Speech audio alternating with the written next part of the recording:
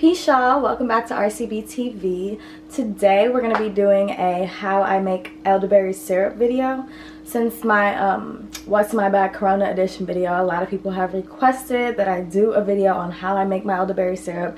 There are lots and lots of ways, lots of different recipes, but today I'm going to show you exactly what process I follow. So yeah, stay tuned and we're about to get started.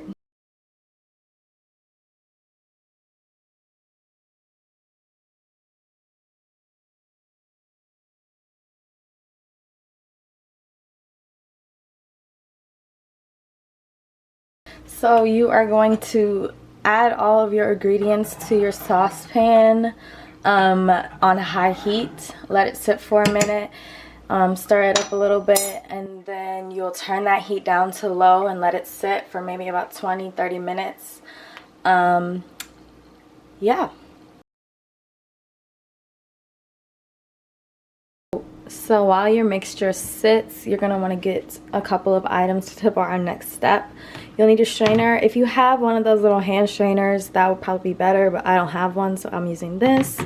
You'll need a bowl to strain into, and you'll need a container, a glass container with a top so you can store it in. I have previously used an empty wine bottle with a screw top. And I just found this cute little teddy bear container, so I'll be using that today. So yeah, and if your container has a wide enough opening that you don't need a bowl and can strain directly into it, that's perfect. So yeah. Okay guys, so our mixture is ready after about like 20-25 minutes of simmering.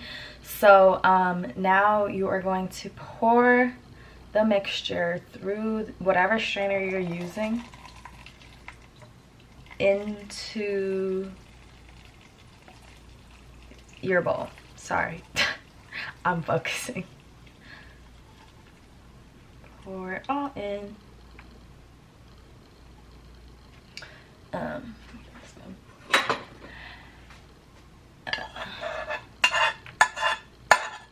Great. I'll show you what that looks like. And so now we are going to use the spoon to press the berries down and get all the excess juice that's still in there into the bowl. You can press her as long as you feel led, or as long as you think that there's still juice in there. So I forgot to also mention you'll want a whisk, because this is when you're going to add your last ingredient, your honey and or agave, and you'll use the whisk to just slowly work it in. But important to note, you want this to be all the way cool, room temperature, before you do that. So I'm gonna wait a little bit. As you can see, it's still steaming, and then I will add in my agave and honey. So now you're going to add in your agave and or honey, or both.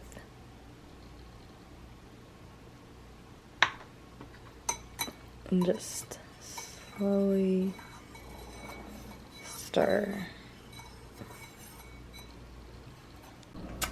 Okay, so once you have let your mixture cool and added your honey, you can transfer it to your glass container. Here's mine. And yeah, so the reason you have to put it in a glass container is because it is to be stored in the refrigerator. You might be wondering, I don't know if you can tell, it's a little more liquidy than elderberry syrup would be if you bought it like at the store. And that's because there's not as much sugar. We didn't add as much sweetener in it to make it self-preserving, so it has to be stored in the refrigerator. I take about a tablespoon, or like sometimes I'll put it in a shot glass in the morning. You can do it like 2 or 3 times a day if you want.